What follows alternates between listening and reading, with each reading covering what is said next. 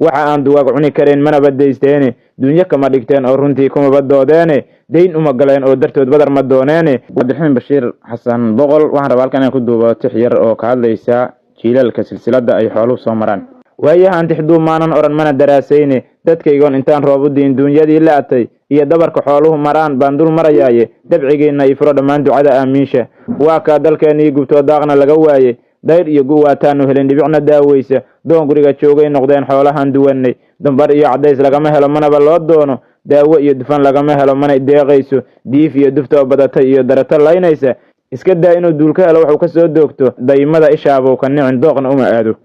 ha yeeshee danbaa igu dul xilin daaqsan ma lahayne waxa aan dugaag cuni karin mana badaysteene dunya kama dhigteen oo runtii kuma badoodeene deyn uma galeen oo dartood badar ma dooneene waxa aan intaas ula damca waa dan iyo seeto intaasuna waxaan daal qabniyo danihii jiilaalde aan u dego dantii aan lahay eebba nagu deeqye ducadana aamiinku dara waa dalbinayaaye